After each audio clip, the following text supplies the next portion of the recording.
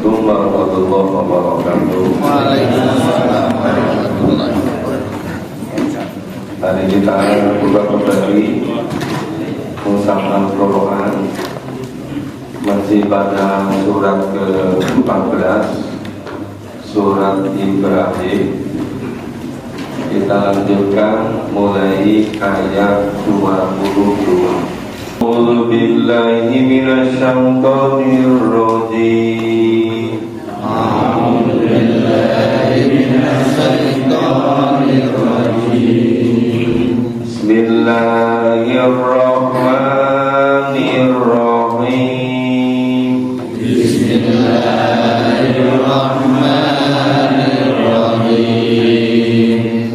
Wa qala asy-syaitanu lamma qudiyal amr. Wa qala asy-syaitanu lamma qudiyal amr. Innallaha wa'adakum wa'dal haqq.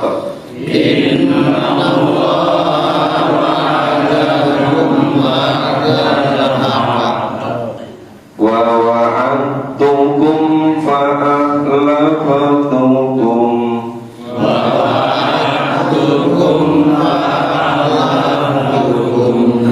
Wa ma kana li 'alaikum min sultan.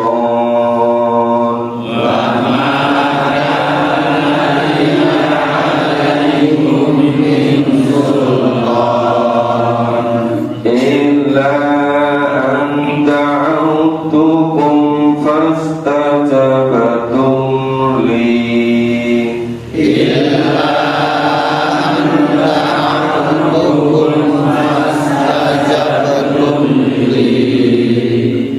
Fala talumuni wa lumu anfusakum.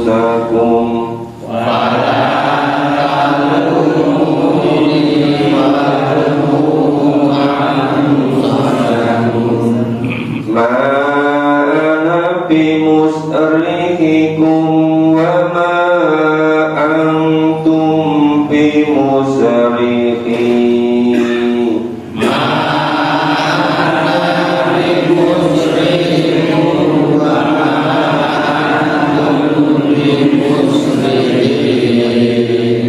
Inni kafartu bima asyraktumuni min qabl.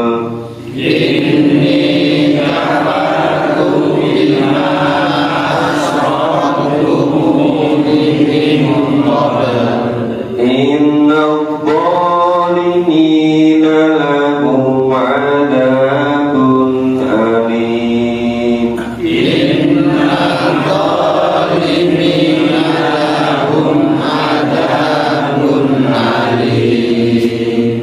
Wa udkhilal ladzina amanu wa 'amilus sholihati jannat.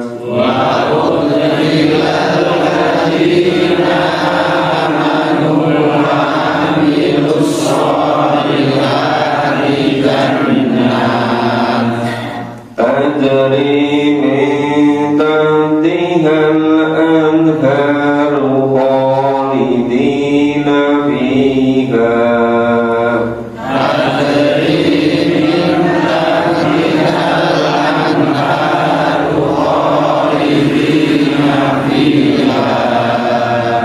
Khalidina fiha bi'izni rabbihim.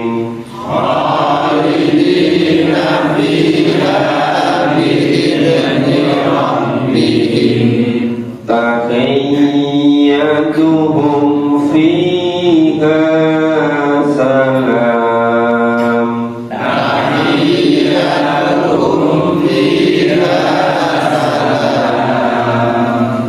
Ya, kita pahami dulu. Wa qala asy-syaitanu lamma qudiyal amr. Dan berkatalah setan ketika perkara hisab telah diselesaikan.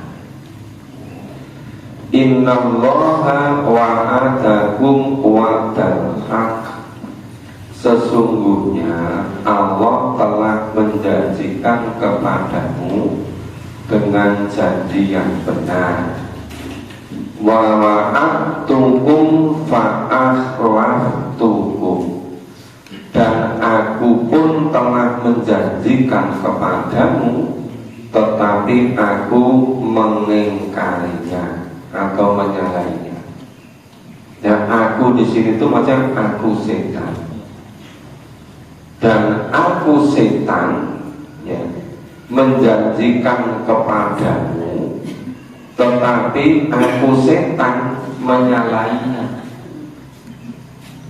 Jadi setan sendiri itu besok ngakui bahwa setan itu menjanjikan ketika di dunia ini kepada orang-orang, tapi setan menyalahi janjinya. Setan itu fa'akhlaftukum. Jadi aku setan menyalahi janjinya kepadamu. Wa maka nalia alaikum min sultan. Dan sekali-kali tidak ada kekuasaan bagiku terhadapmu illa anta autukum fastajabtum li, kecuali aku membujuk kamu semua. Anehnya kamu semua kok mau mengikuti aku. Dojem merindil marang setan, ya, terpesona semua pada setan. Karena fala talumuni walumu anfusakum. Maka aku tidak sekali-kali dapat mencerca kamu, dan kamu juga tidak bisa mencerca dirimu sendiri. Tanya ulangi. Wa ma kanuli alaikum min sultanin illa an ta'utukum fastajabtum li fala talumuni. Aku sekali-kali tidak dapat menolongmu. Walumu anfusakum, dan kamu sekali-kali tidak dapat menolong dirimu. Loh, padahal dulu ketika di dunia setan itu wujudnya janjinya bisa menyelamatkan manusia, bisa menolong manusia. Masih ingat kan itu bagaimana setan membujuk Adam sama Hawa? Ketika Allah itu, ya, itu membuat aturan, hai Adam dan Hawa, ya, kamu jangan menyentuh pohon ini supaya kamu bisa tetap tinggal di surga. Setan malah membalik, tanya pada Adam dan Hawa, kamu berdua ingin kekal di surga ini mau enggak? Iya. Loh, kalau kamu ingin kekal di surga ini, dekatilah pohon ini namanya pohon kekekalan. Jadi yang ngasih nama pohon itu setan itu, namanya pohon khuldi. Jadi dibalik 180 derajat. Allah melarang nggak boleh dekati pohon, setan malah membalik, malah tanya setannya, hei Adam dan Hawa, kamu ingin kekal di surga enggak? Iya. Nah, kalau kamu ingin kekal surga, dekati pohon ini namanya pohon kekekalan, namanya pohon khuldi. Nah, aneh itu Adam dan Hawa kok ya jembrindil itu, ya, langsung ngikuti gitu, tanpa mikir sing jenenge setan iblis itu pancen musuh gitu. Kok ya langsung taat gitu. Taatnya kok pada setan. Nah ternyata sekarang anak buahnya itu semakin banyak sekarang. Setan menjanjikan seakan-akan pekerjaan itu bisa menyebabkan seperti di surga. Setan menjanjikan semakin banyak harta itu semakin sukses, semakin berhasil. Semakin tinggi pangkatnya itu semakin prestisius, gitu kan. Nah kalau turun dari kedudukan itu dianggap wira. Maka setan bisiki jangan pernah mau turun loh, padahal hidup dunia cuma sebentar. Nah, maka setan katakan fala talumuni walumu anfusukum. Sekali-kali tidak dapat menolongmu. Jadi setan tidak bisa menolongmu dan tidak pula dapat menolong dirimu sendiri. Ma'ana bimusrikhikum wa ma antum bimusrikhi. Kamu tidak dapat membenarkan perbuatanmu,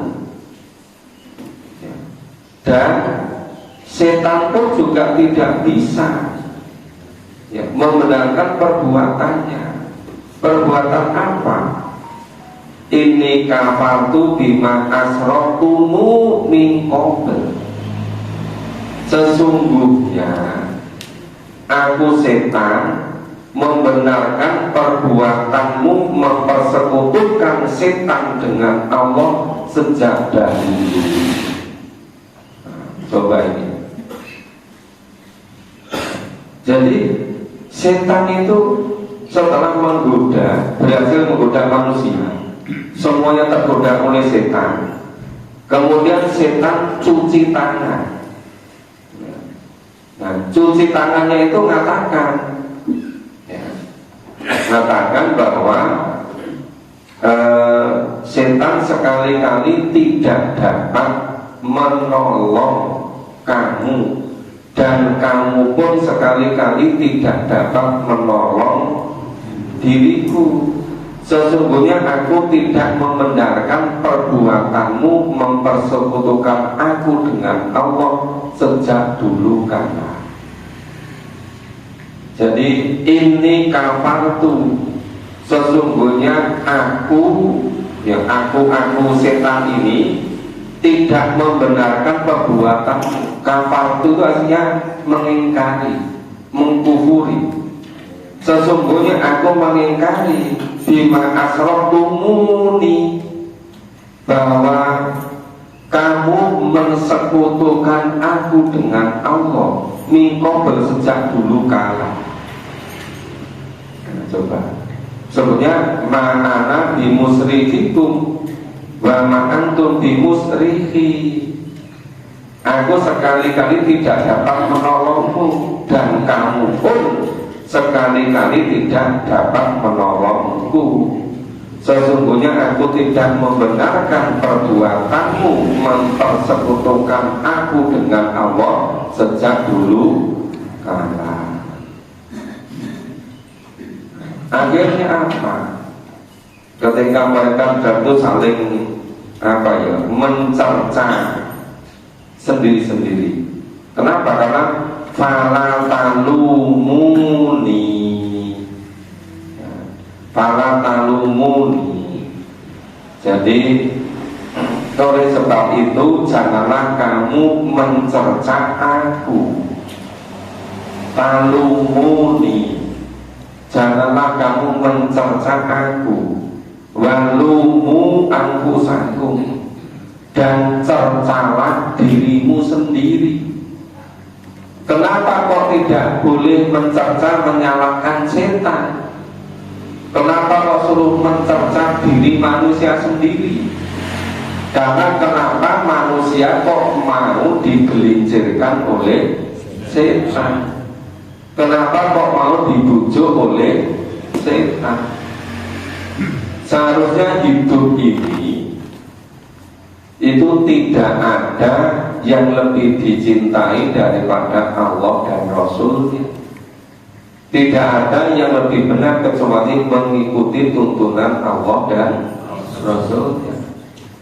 Tapi kenapa banyak orang yang lebih cinta pekerjaan daripada Allah dan Rasulnya? Kenapa banyak orang yang lebih cinta kedudukan, pangkat, harta daripada Allah dan Rasulnya?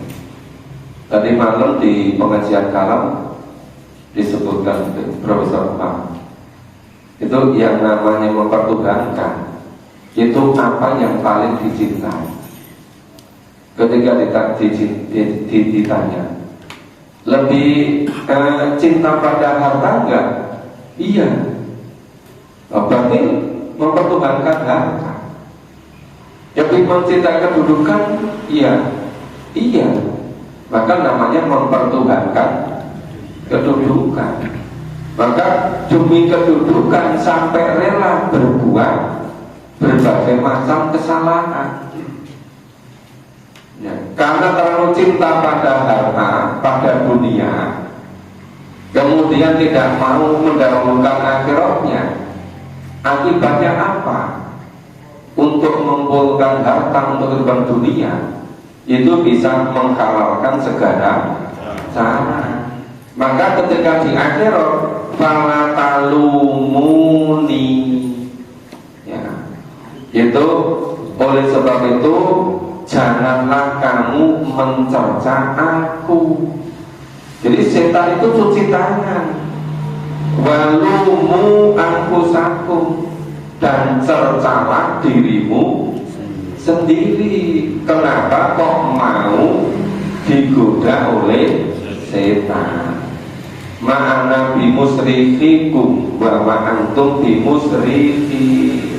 Aku sekali-kali tidak dapat menolongmu, kamu pun sekali-kali tidak dapat menolong aku. Ini kafartu bima asroktumuni min qabl. Sesungguhnya aku tidak membenarkan perbuatanmu mempersekutukan aku dengan Allah sejak dahulu. Min qabl. Innal zalimina lahum adzabun alim. Sesungguhnya orang-orang dolim itu lagu bagi mereka adzabun alim, siksa yang pedih. Jadi ayat 22 ini isinya setelah setan ini berhasil menggoda kebanyakan manusia, membujuk sebagian besar manusia untuk mengikuti kemauan setan. Besok di akhirat, di yaumil hisab, setan itu cuci tangan. Setan mengakui kesalahannya. Ya memang aku menjanjikan yang tidak benar. Masalahnya kenapa kamu semua kok mau gitu loh?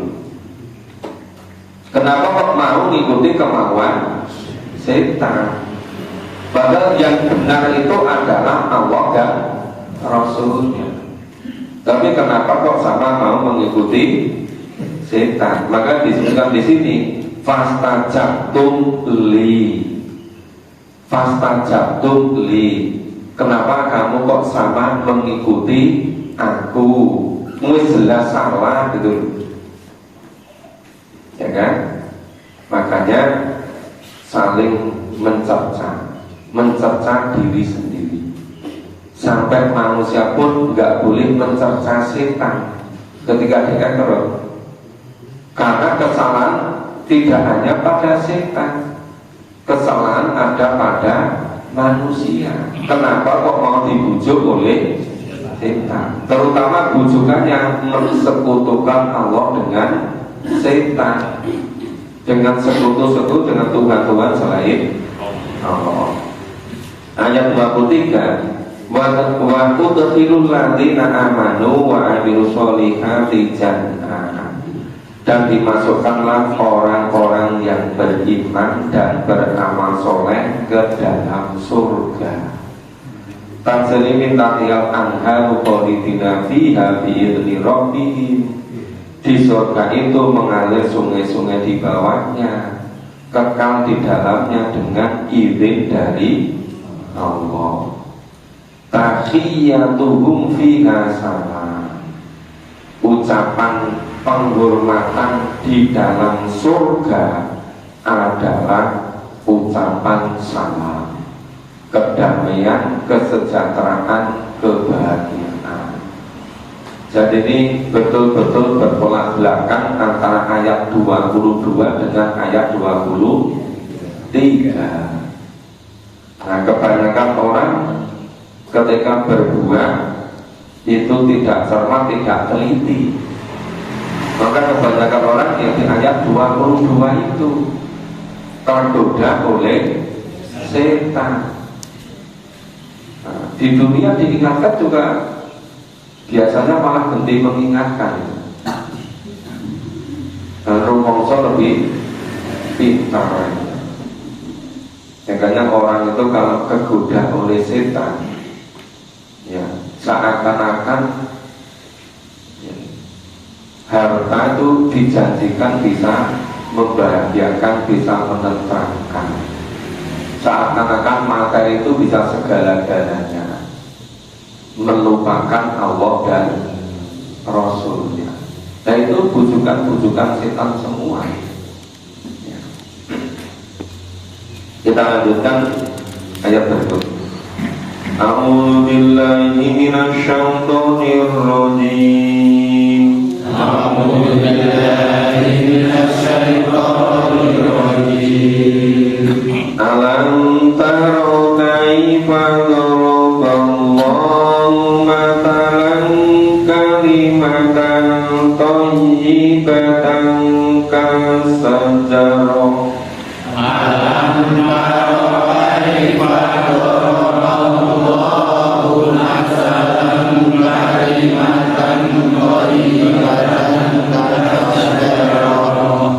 Kasajaratin thayyibatin asluha thabitun wa farauha bis samaa.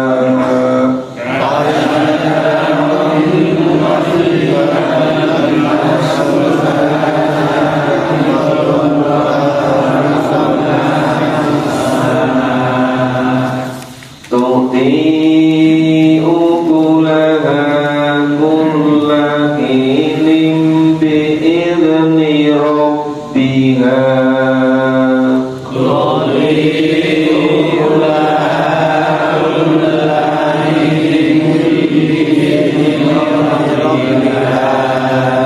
Wa yadribullahul amthala linnasi la'allahum yatadhakkarun. Wa yadribullahul amthala linnasi la'allahum yatadhakkarun. Wa mathalu kalimatin khabithatin kasajaratin khabithatin ijtubat min fawqa.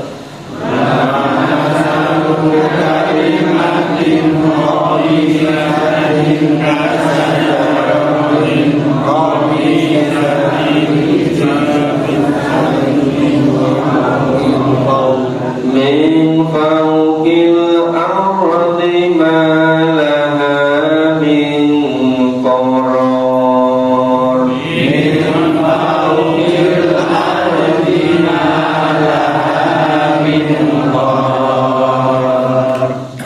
Yuthabbitullahu alladhina amanu bil qawl.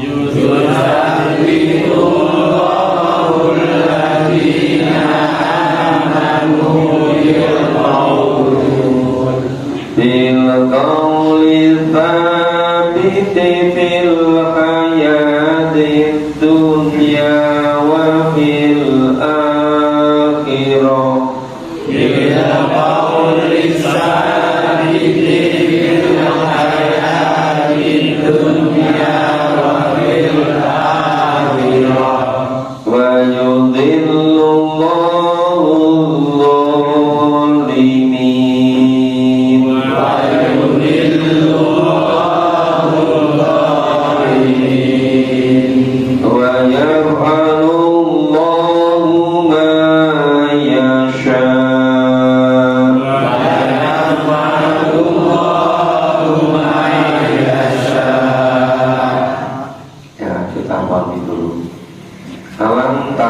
kaifa daraballahu mathalan.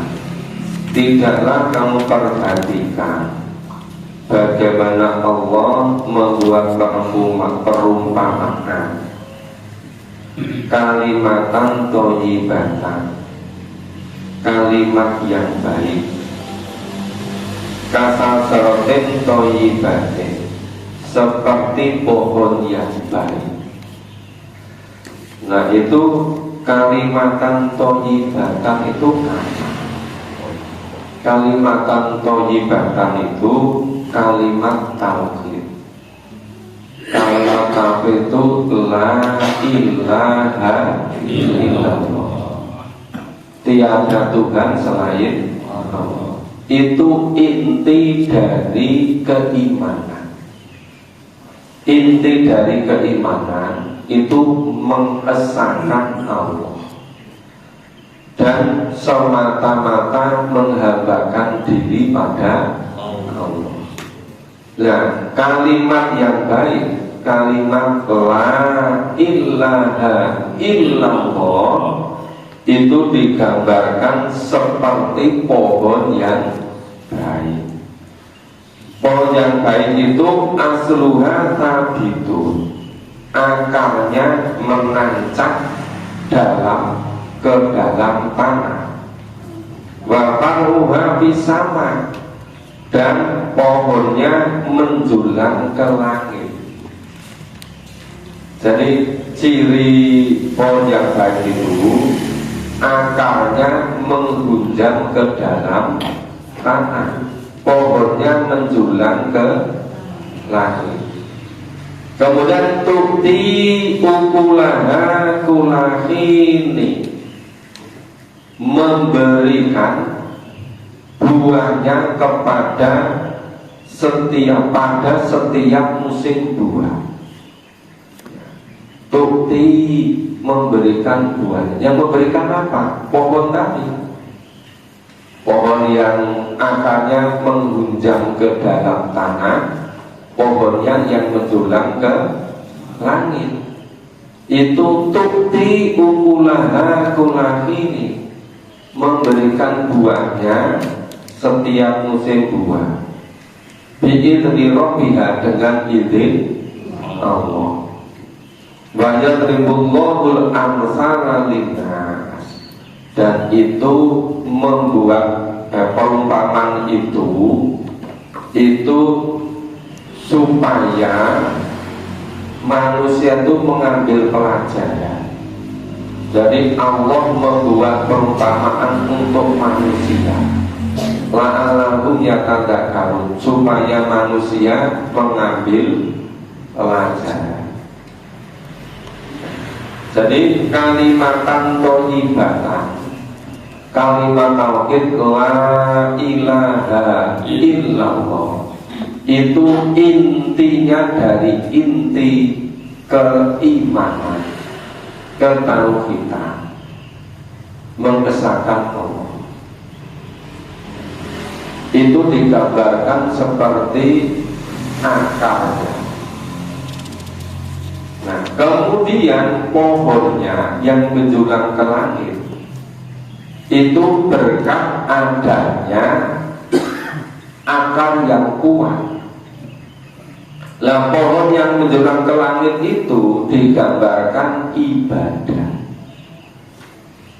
Jadi yang kalimat tauhid itu mewakili 6 rukun iman. Itu menjadi fondasinya, menjadi dasarnya. Dan seluruh ibadah, yang ibadah makhluk berangkatnya dari 5 rukun Islam, itu menjadi pohonnya. Dan akhlakul karimah, yang puncaknya namanya ihsan, itu buahnya. Nah, jadi saya ulangi, keimanan itu seperti akarnya dalam pohon. Itu 6 rukun iman. Nah, pohon yang menjulang ke langit itu seperti 5 rukun Islam. Nah, kemudian pohon yang akarnya menghunjam ke dalam tanah, yang pohonnya menjelang ke langit itu banyak memberikan buah kepada manusia dengan izin Allah. Lah buahnya itu namanya akhlakul karimah. Makanya orang itu kalau ingin berakhlak baik itu harus ibadahnya diberesi. Orang mau betul-betul bisa beribadah dengan semata-mata Allah itu karena keimanan. Tanpa iman tidak akan ada ibadah. Tanpa ibadah tidak akan pernah ada akhlak. Maka seluruh ibadah itu muaranya pada akhlak. Akhlak kepada Allah, akhlak kepada semua manusia, sesama manusia, dan akhlak kepada seluruh lingkungan alam semesta. Jadi orang baru bisa berakhlak baik kalau ibadahnya beres. Orang baru beribadah bisa beres kalau keimanannya kuat. Berangkat dari 65 tadi. Itu ayat 24-25.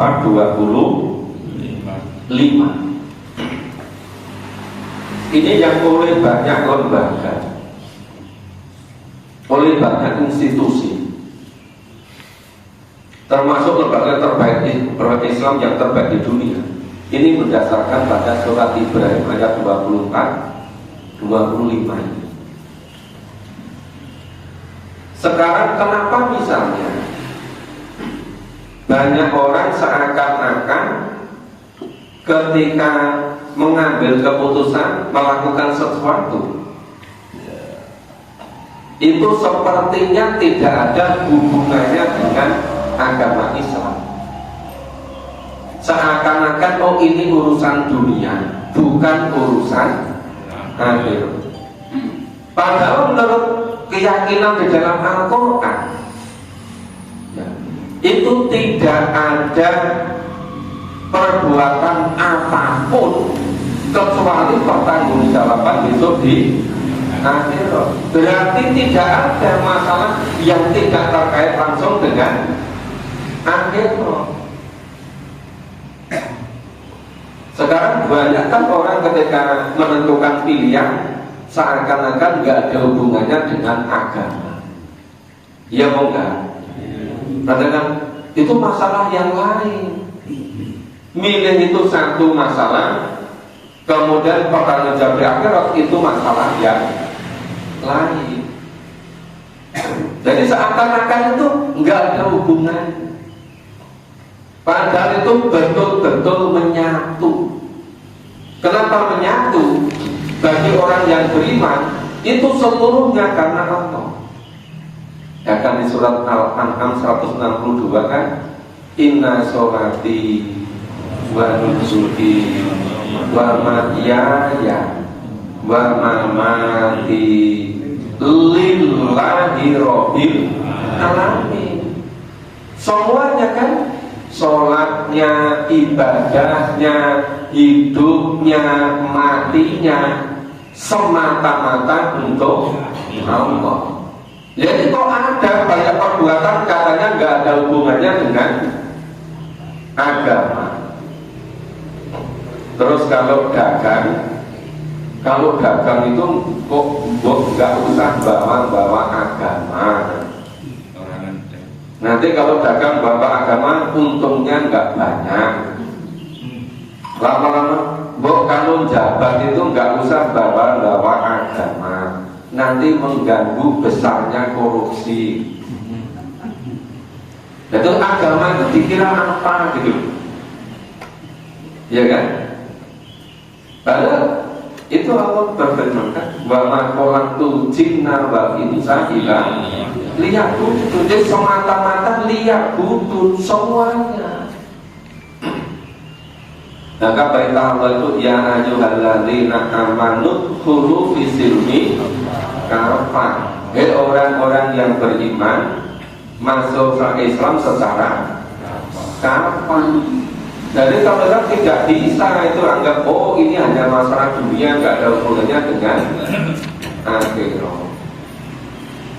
Saya berkali sampaikan, yang bisa merubah kehidupan orang itu hanya karena tuntunan Allah dan Rasul, hanya karena Al-Quran dan Sunnah. Tanpa memahami Quran dan Sunnah tidak pernah berubah hidupnya. Kenapa? Memang gak mau berpegang teguh pada Quran dan Sunnah.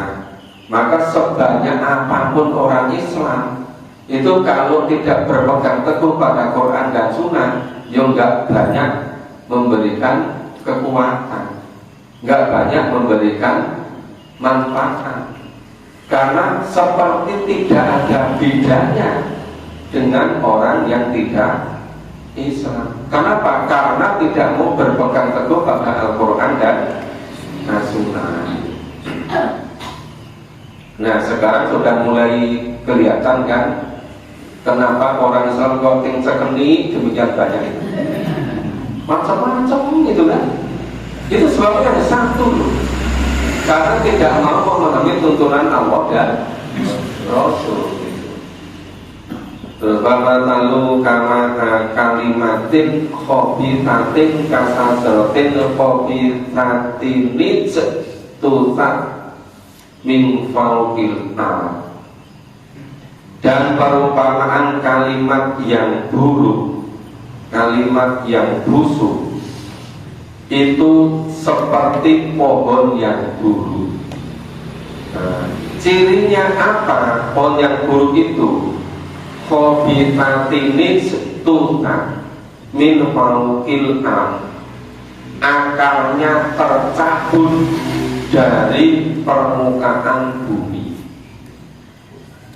Jadi kalau akarnya tercabut, pasti pohon itu akan mati. Karena akar itu selain kekuatan untuk menegakkan pohonnya, akar itu yang menjadi alat untuk menyerap jenis-jenis makanan dari tanah. Itu melalui akar. Maka akar itu yang bisa menghisap berbagai macam jenis makanan dari tanah. Nah ini pohon yang buruk itu akarnya tercabut dari tanah. Maka istilahnya khobitatinit tutak min fauqil am. Jadi ciri pohon yang jelek itu, ciri pohon yang buruk itu akarnya tercabut dari tanah. Malaha min koror, maka tidak bisa berdiri, tidak dapat tetap tegak sedikit pun. Dan akarnya sudah tercabut, nggak bisa berdiri tegak. Nah itu ibarat orang Islam yang tidak meyakini kebenaran Al-Quran, segala macam mengenai 6 rukun iman itu dijelaskan berkali-kali sedetail-detailnya dalam Al-Quran. Nah, makanya orang Islam yang tidak memahami mendalami Quran itu seperti pohon yang tercabut akarnya, ya kan? Kalau pohon tercabut akarnya kan cuma pohon-pohonan kan, nggak bisa hidup kan? Tidak ada sari makanan yang bisa melalui akar karena akarnya sudah tercabut. Akhirnya apa? Akhirnya malah mingkoro. Pohon tersebut tidak bisa tetap berdiri tegak. Ya pasti akan roboh. Itu seperti Islamnya orang yang tidak mendalami Quran dan Sunnah. Ya nggak ada bedanya dengan yang tidak memahami pada umumnya Quran. Kemudian yutabbitullahu alladzi amanu bil qawli tsabiti fil hayati dunya wa fil akhirah. Allah meneguhkan, yutabbitullah, Allah meneguhkan. Jadi kata tabata, yutabbitu, kalau tabata itu teguh, kalau ada hadiahnya itu artinya menjadi aktif. Kalau teguh tabata, kalau tabata meneguhkan. Terjemah bahasa itu medankan, medankan. Kharaja keluar, kharaja mengeluarkan. Jadi kharaja itu sama dengan akhraja, mengeluarkan. Itu rencananya yang gitu-gitu itu mau dijelaskan yang ketika ini memahami Quran sore hari, biar ngerti cara-caranya gitu. Ya, itu ilmu yang sangat penting. Ya, tapi harus pelan-pelan. Nah, rencana besok hari Kamis sore kita bicarakan dulu dengan seluruh pengurus. Ini udah sepakat, ya kita mulai. Ayo kita memahami Quran dengan apa itu cara-caranya, dengan kunci-kunci. Itu yutabbitullah, Allah meneguhkan, Allah memperkuat alladzina amanu, orang-orang yang beriman, biqaulin tsabit, ya, dengan ucapan yang teguh, ya, dengan ucapan yang teguh, fil hayati dunya wa fil akhirah, dalam kehidupan dunia dan dalam kehidupan akhirat. Lah ucapan-ucapan yang teguh itu apa? Yaitu kalimat thayyibah tadi, kalimatan thayyibatan tadi, kalimat tauhid la ilaha illallah. Allah meneguhkan dengan itu, tapi dengan segala konsekuensinya. Kemudian sebaliknya, wayudillullahu dzalimin, dan Allah menyesatkan orang-orang yang zalim. Pada seluruh manusia itu amalnya, semuanya itu sudah membuat perjanjian dengan Allah ketika ada di alam rahim. Tapi ketika di dunia kok ada yang berpegang teguh pada janjinya, ada yang mengingkari. Pada seluruh manusia itu sebetulnya Allah memberikan petunjuk berupa Al-Quran dan dicontohkan oleh Nabi dalam sunnah dan hadis. Cuma ada orang yang mau berpegang teguh pada Quran dan sunnah, ada yang tidak mau. Yang tidak mau itu namanya tidak mau menerima hidayah. Maka Quran dikatakan hudan lil muttaqin, ya, hudan wa rahmah liqaumin yuqinun. Inna hadzal qur'ana yahdi lillati hiya aqwam. Jadi Allah memberikan hidayah dengan Al-Quran. Allah mengutus Nabi, mengutus Rasul, diberi wahyu namanya Al-Quran. Lah orang-orang yang tidak mau menerima kebenaran Nabi Al-Quran, istilahnya wa yudillullahu dzalimin. Jadi dolim dulu, dolimnya apa? Seharusnya menepati perjanjian ketika di alam rahim, kemudian dia tidak menepati janjinya, itu namanya dolim. Ya, karena dolim kemudian jadi sesat. Nah, karena tidak mau memahami berpegang kepada Quran dan Sunnah, hidupnya jadi dzalam, ya, jadi sesat. Ma ya'malullahu ma yasha. Dan demikianlah Allah berbuat, Allah memperbuat terhadap apa yang Dia kehendaki.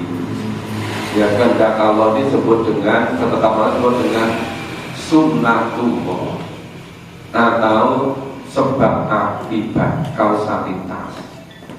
Siapa yang percaya pada kebenaran Nabi, kebenaran Quran, memahami, mengamalkan, dia dapat hidayah.